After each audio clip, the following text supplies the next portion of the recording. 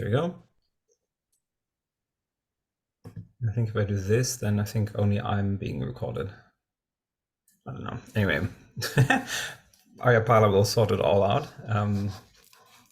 So my account, great. Yeah. So yes, I mean you were all here last week, I think, as well. So we started with the Four Noble Truths, which is just I mean, it's usually the first thing that pops up when we look into Buddhism. So when you Google Buddhism or something, it's one of the first things that pops up, the Four Noble Truths. Um, because it's I don't know, it's just quite it's quite a sort of precise teaching. It has a lot of Buddhist themes in it. A lot of Buddhist teaching is just in that. I used to get so confused with it because, well, as I said, I was in Japan first. I lived in Japan when I got interested in Buddhism, and thought, okay, so what is Buddhism then? And it was like all these Four Noble Truths just popped up everywhere, but you don't really see that in Japan so much. So Japan is sort of on the, I don't know, they're not very present in Japanese Buddhism. You've got, I don't know, Shingon Buddhism and Shinshu and Jodo Shinshu and whatever, Nichiren Buddhism. So it's like, but they don't really talk about the Four Noble Truths. So you can sort of imagine that the Four Noble Truths are something that started in early Buddhism. So it's something that we think that the Buddha has taught, maybe slightly differently in a different form, but it's something that's present in like very core Buddhism. And then Japan is sort of Buddhism, developed, I don't know, 1,000 years later. So they don't really talk about the Noble Truths. But what's interesting is that the essence of the teaching is still there. Yeah. So the Four Noble Truths still have core Buddhist teachings in them. The form might have changed throughout the Buddhist tradition, but actually the essence of the teaching is, you can usually find the same sort of teachings, no matter where you go. Yeah, no matter in which kind of temple you go or whatever, you can still sort of find remnants of that. So try going to a temple and see if you can hear someone talk about something like that. Of course, come to Susanna's meditation class instead of a temple. That's even better. But you do you. So today we have the second one. Yeah, second Noble Truth. Last week we had the first one, which was that life is suffering, or rather, that's actually not really what the Buddha said. The Buddha didn't say that all life is suffering. He said that the way we relate to ourselves and to the world in our current state has elements of suffering in them. Yeah. So the way we relate to the world is, produces suffering, has suffering inherent in it. So this is the first statement. So it's not saying that there's always suffering everywhere and we're just like miserable, because you just need to look in your experience. That's not true. There's happiness as well. There's joy. There's great happiness. But it's just saying, well, the way we are now, there's different types of suffering. Yeah, there's the immediate suffering of like physical pain, for example. That's just there. There's a psychological element there where we suffer psychologically or emotionally because we're sad, we're depressed, we grieve, or maybe even have very strong negative emotions towards people. We are with things that we don't like. We have to do things that we don't like. So that's an element of suffering. That's a lot there. There's a lot of hatred. There's a lot of unfulfilled emotions or suppressed emotions around. So this is all sort of this whole element of psychological suffering. And then there is the third type, which is existential suffering. Yeah, which is that even if we lived a perfect life, even if we lived a life full of happiness and joy, if we got everything we want, if we live in a sort of paradise, and we just have to sort of name things and they appear, even then there would be a kind of slight sort of shimmer of it's not quite fulfilling. Yeah, it's not quite so fulfilling. And even if we don't feel that, then that happiness and joy and all those things that make us happy are impermanent. So there's then that suffering of impermanence, that even if there's like really, really good things, the people we love will die, we will die. So they're not sort of everlasting happinesses. Yeah. So this is just what the first sort of noble truth is trying to say is that the way we relate to the world right now is just there's sort of suffering inherent. There's like disappointments, there's uncomfortableness, and it ranges from, you know, just that slight pain, slight uncomfortableness. You know, could be that up to like pretty intense suffering and pain and war. You know, all this kind of stuff, loss of life, etc. Yeah, this is what it's meant. Yeah. This is why sometimes Buddhism has this image of being really, really negative because it just focuses on suffering a lot. When actually it's just saying, okay, well, that's just a fact. Okay, that's just what's there. That was exactly what the Buddha thought himself when he left home to search for a meaning. It was exactly that what he saw. He just thought, oh wow, there's all this suffering. Can't we do something about that? Surely there must be a way to deal with that, to meet that. So this is why this is the first noble truth, because that's sort of the first step.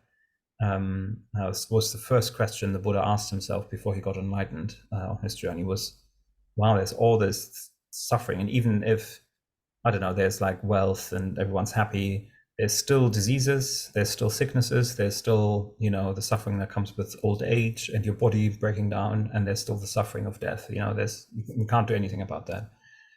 So surely there must be a way of relating to that. So this is why this comes first. And then the second noble truth is that there is actually a cause. Yeah, there is actually a cause to suffering. Suffering isn't just something that's inherent, isn't just something that is just there and exists on its own. There is conditions that are giving rise to our suffering. And Ayapala has mentioned that last week, that those four noble truths apparently are in this order, because apparently at the time of the Buddha this was a kind of formula which usually doctors used when they were diagnosing a disease. So they were saying, okay, so what is the disease? Number one, and then is there a cause? What is the cause? Number two, and then number three, is there a state without that disease? Yes, usually there is. How would that look like? And then fourthly, okay, what do we need to do to get out of this? Yeah, so this is this sort of formula. Ayapala was mentioning that last week. So this is why now the second one is asking itself, okay, now we've seen that there's suffering and there's sort of bad things in life and in the world. Is there a way out of that? Is there a cause for that? So he says, yes, there's a cause, and the main cause is craving, is attachment, is desire. It's again something that we hear a lot when we talk about Buddhism. The original word is actually better translated as thirst. There's sort of thirst, which is a very strong image. Again, this is very strong images.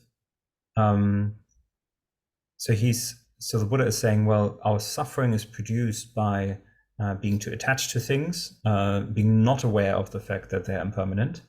So we sort of cling to them, and then when they, eventually go because they are impermanent, we have a lot of suffering, a lot of grief.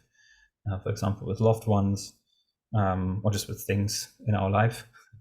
And there's also, we have unrealistic expectations about life. We think we can sort of project ultimate happiness into things that actually can't give us ultimate happiness. I don't know, like the next purchase. I don't know what you're into. The next, I don't know, iPhone or whatever it might be for you. Material things. I don't know, the next game, the next, I don't know, shopping trip or whatever it is, the next onsen, the next, I don't know, whatever it could be. The next person, the next relationship, that'll be the one. Yeah, great. That'll be the one that gives me everlasting happiness. And then my life will be sorted out. I'll be happy forever. Great. It's not going to be like that. And we know that intellectually. It all sort of makes sense, obviously, but emotionally, our heart usually says different things. So that is that sort of attachment, that sort of misplaced trust in things. We trust things that we actually that actually can't fulfill us fully.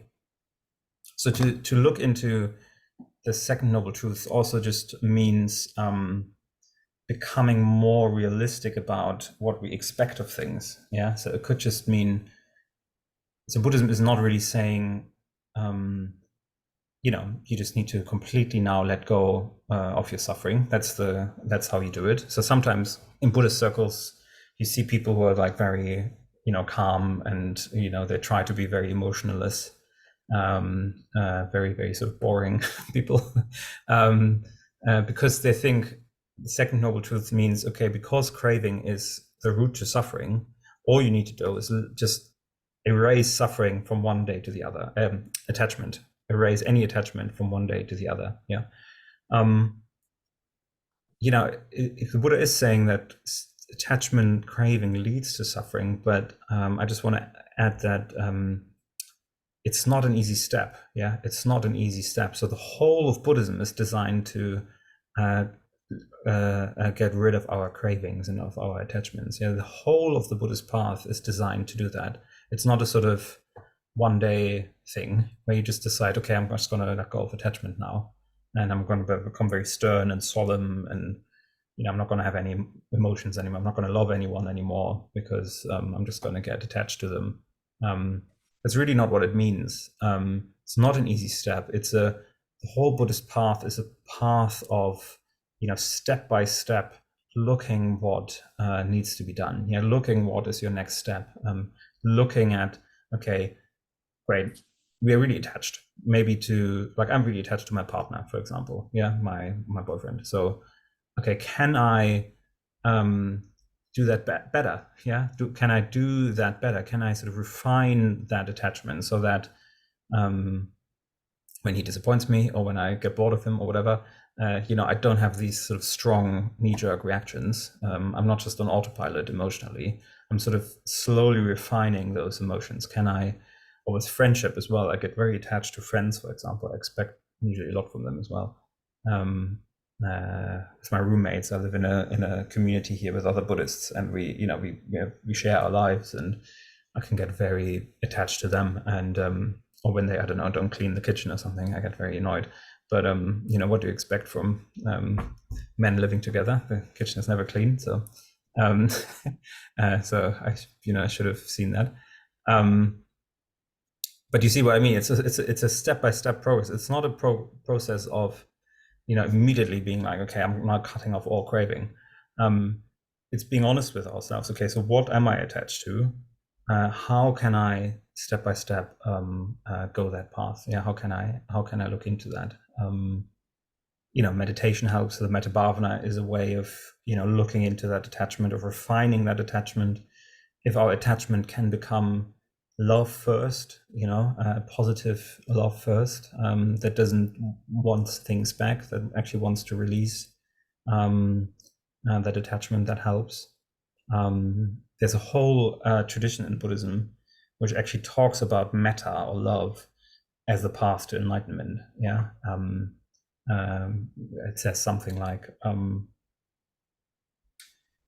first you just sort of start to love yourself, and then you have maybe like 80% love for yourself, and then a good friend comes along and you have like 30% love for them. Yeah, you hold yourself very dear, and then maybe that other person, great.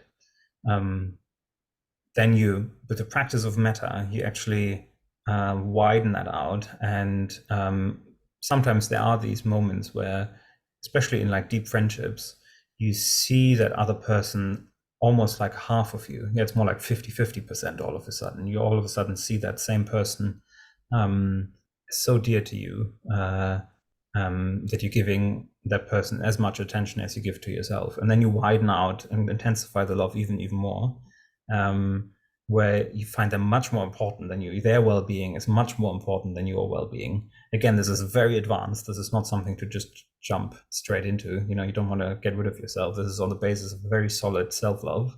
And then you love even more, and your whole sense of separation even starts to dwindle down. Yeah, you're so full of positivity and of attention and love that even that sense of self, which is the goal of Buddhism, starts to kick in. Yeah. So I'm just saying that, not not to confuse you now, but more to see that the whole way of how we go about craving, how craving leads to suffering, and how we can let go of craving, isn't a sort of solemn, stern, emotionally dry sort of process. At the beginning of the Buddhist path, there's we meditate, we do the mindfulness of breathing and the metta bhavana just to become an integrated, happy, healthy human being first, a whole person first, and then we can look into insight and completely let go of craving. It's not something we just sort of jump into. It's not an easy step. It's not done in a few years. I mean, the Buddhist tradition, some Buddhist traditions talk about it taking lifetime after lifetime of delving into that. It's the last thing that goes, is craving. Yeah, it's the last thing that goes before enlightenment. But it also shows how deeply of a cause this is for suffering.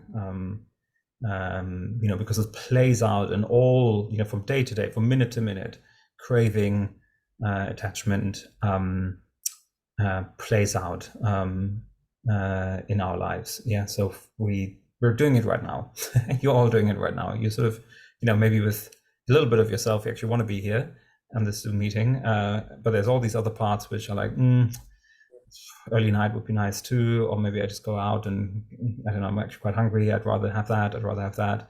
This is we sort of take experience, we take our sort of reality around us, we sort of fiddle with it, try, okay, how can we make this better for ourselves? How can we improve this? What do we want? Do we want this? We try to block out the things we don't want, and we just try to focus on the things we really want right now. Yeah, this is how it works. Yeah, and this is how we distort then reality, and this is why we create suffering. It's because we're not really in touch with things how they really are, and that's just sort of how we go about in our lives, and this is how that suffering is created. I mean, there's a whole cosmic explanation as well, where the whole of Buddhism says, we even have a body, we're even human beings because we craved too much. But anyway, that's a bit too cosmic, maybe.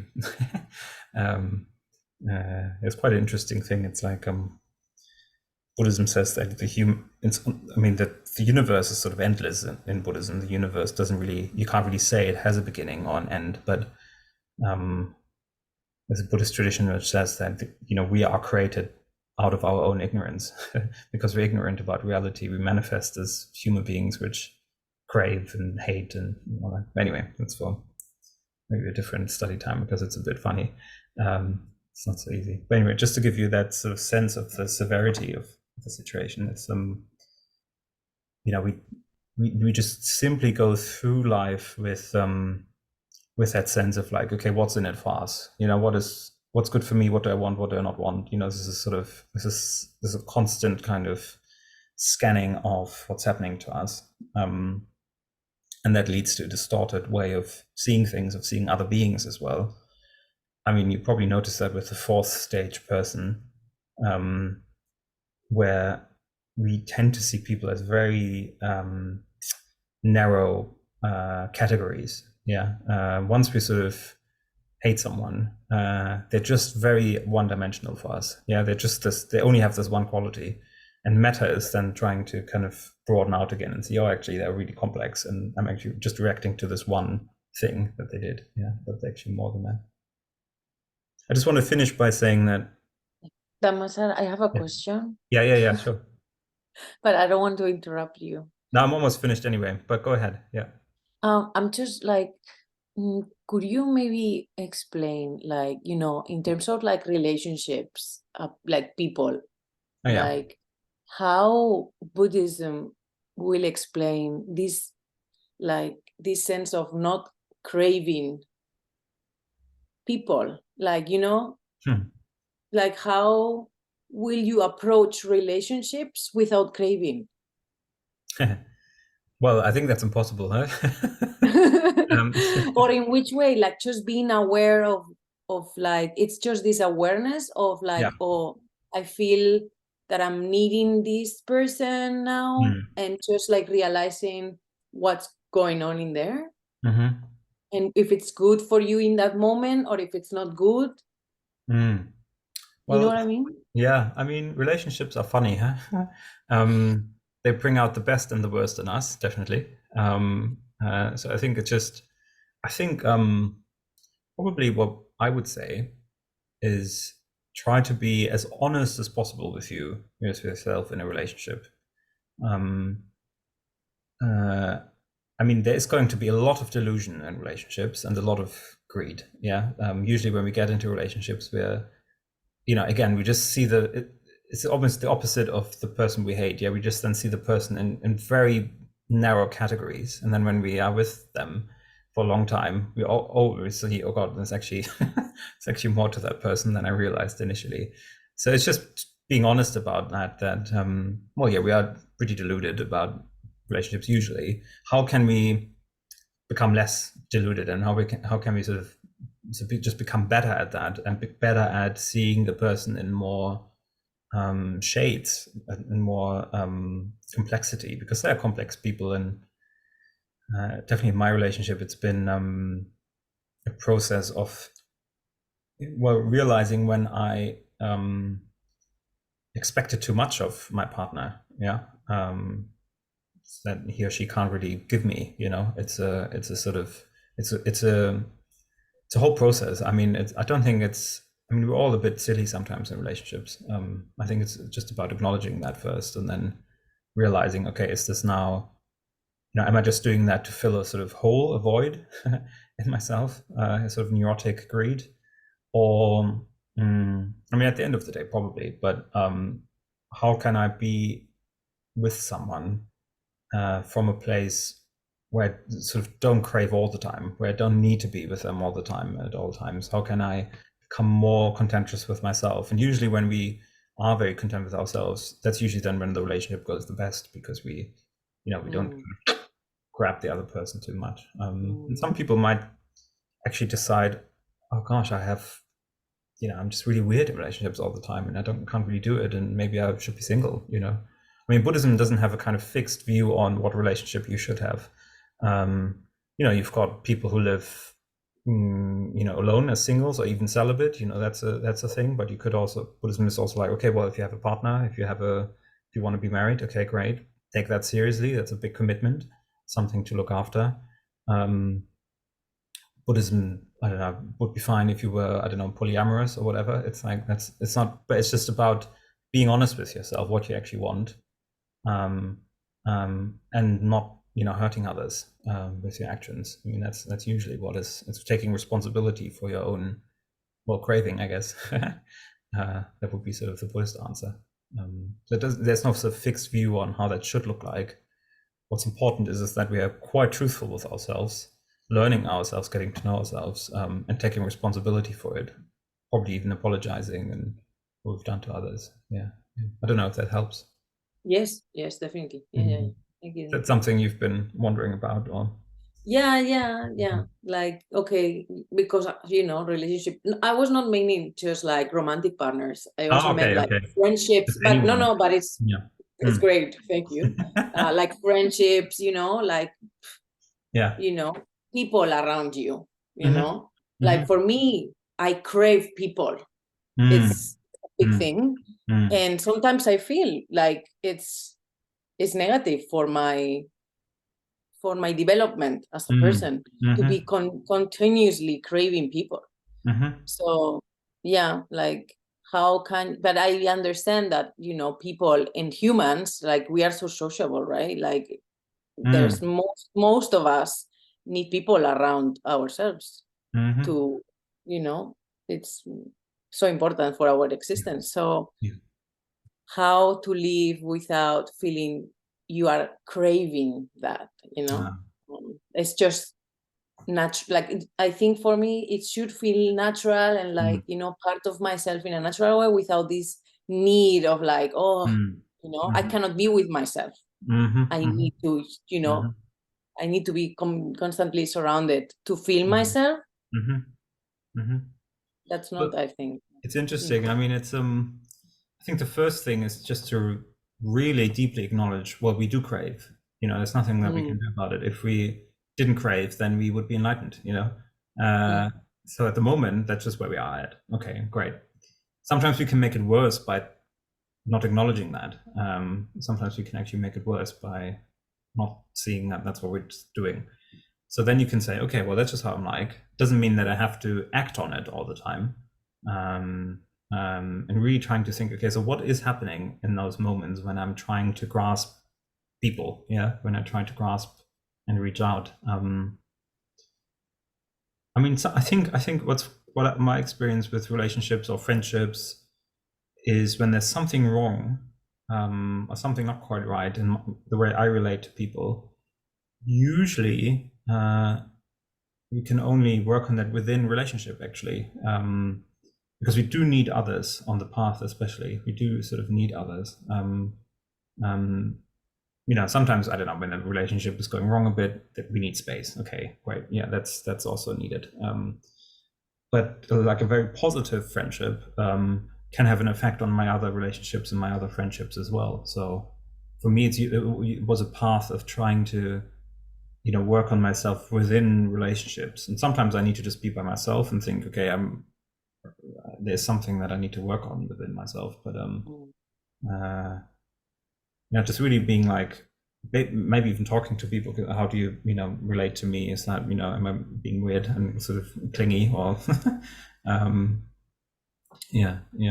But I think it's something. I think we can only work on relationships within relationships. I don't think you can kind of go off for 3 years and just be by yourself and then work on yourself and then go back and expect yourself to be like completely changed.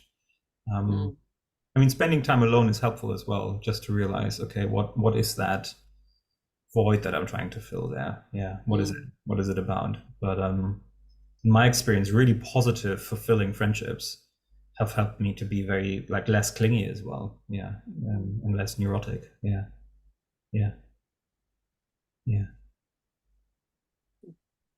Craving, attachment.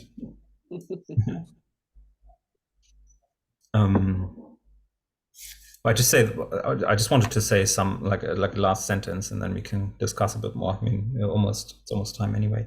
But this is the last thing I wanted to say is again, yeah, we have strong cravings. And sometimes Buddhism is represented as just being completely detached and emotionless. But there is actually a word as well, or two different types of craving, actually, or longing in Buddhism. The one that I've been talking about, which is the root to suffering, is actually called kama chanda, which is sort of longing for sense experience. That's sort of the one where we overvalue sensory experience, like the way someone looks, or just input, even interesting thoughts, all those distractions. That's usually kama chanda. That's what we are trying to gently refine, and then so that we can grow out of it. But there's a different type of craving or longing, which is called dharma chanda, which is the chanda, the longing for the dharma, for truth, for meaning. And that's something we want. That's not something we want to get rid of. Yeah. So this is what we want to develop. We want to develop a sense of, no, I'm important, and values are important to me, and I really want to grow, and I really want, I want to grow within. I want more meaning. Yeah, I really value meaning, and that's what I want. And that kind of longing for meaning, for higher values, Buddhism, the Dharma, the teaching, that's something to be encouraged. Yeah. So actually, to practice Buddhism isn't something that's just sort of stale, or we're trying to get rid of emotion. Actually, we're trying to have very strong emotions, but positive ones, positive, strong emotions.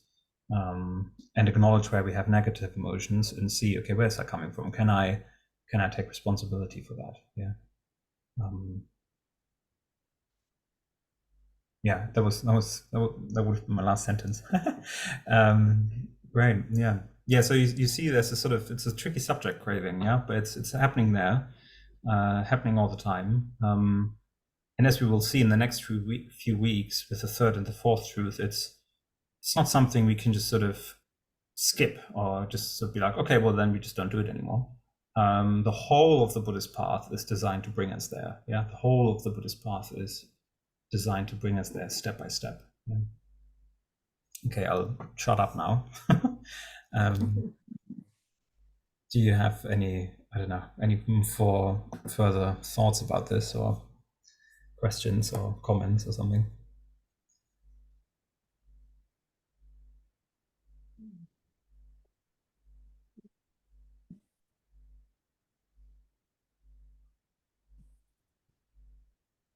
Heavy subject. I have another comment. Yeah. It's not totally related about craving, but maybe with metta, I will Yeah. say, and in general, maybe this, like, for one's own, like, maybe this, the second one you said, like the craving for, for yourself to be better. Mm-hmm. In, how did you call it? Dharma. Dharma Chanda. Yes. Yeah. So sometimes I just feel like, too much of loving oneself, just, collecting all these good things and, Mm-hmm. learning for yourself. And, sometimes I'm feeling like I'm holding the truth. Mm-hmm. Like, and when I talk to people, or when, I go around the world, I just hold, I just feel like, oh, like I hold the truth,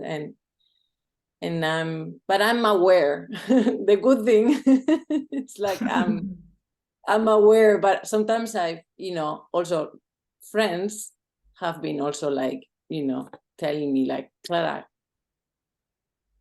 putting me on my place, like, no.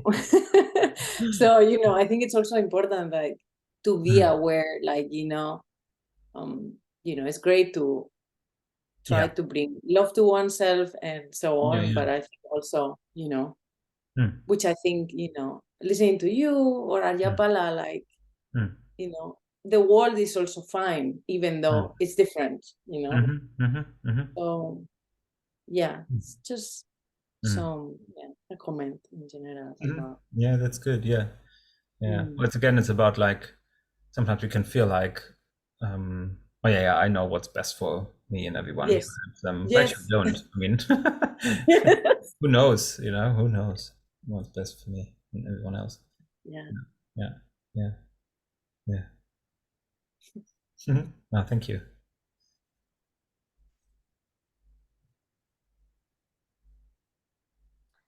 I think there's also in Buddhism there's also the middle way.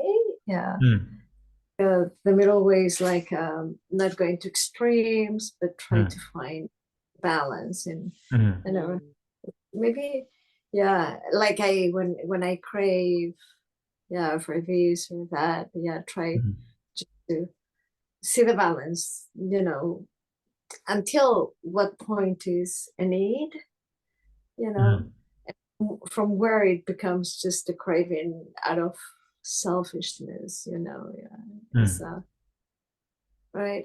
It's very hard though to find that, mm. you know. uh, Yeah, yeah. um the other thing. Mm. Most of the time, we can't really make that decision before we do something. Usually, we just have to make mistakes again and again and again until we realize, oh, okay, that actually wasn't good. That was just a neurotic craving. And that's fine. We don't. Sometimes we're just so afraid to kind of just be complete saints, like within an instant. It's not possible. So you just say, okay, well, I know that I'm craving, and I know I'm doing this silly thing again and again. But it's sort of about being truthful to yourself. Can you actually change that or not? Can you change that right now, or does it need more time for you to change that habit of craving? Yeah. Um, yeah, I guess that's sort of meant what's, it's that middle way between, complete hedonism, where you just engage in all your likes and dislikes all the time, or the other extreme would be complete asceticism, where you just try to sort of block everything out immediately, because that doesn't work either, the Buddha said. So it's that sort of more refined, nuanced path of, okay, starting, I'm trying to let go of things where I already know, okay, I can let go of them. I don't need them anymore. I mean, sometimes the image is one of that you outgrow things, you know, like a child, you know, is really attached to certain toys or certain situations or something, whereas as an adult you're just like, yeah, that doesn't, you know, I'm not really attached to that game or whatever, and you've sort of just outgrown it.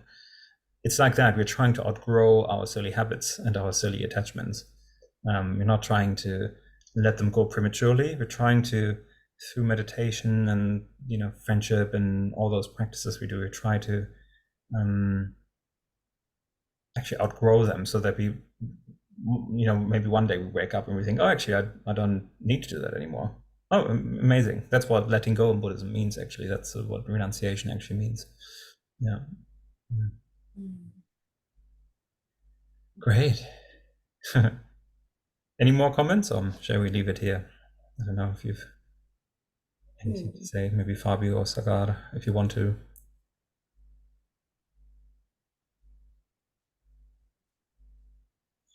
You know, I think today was like really meaningful, at least to me. I really liked your speech.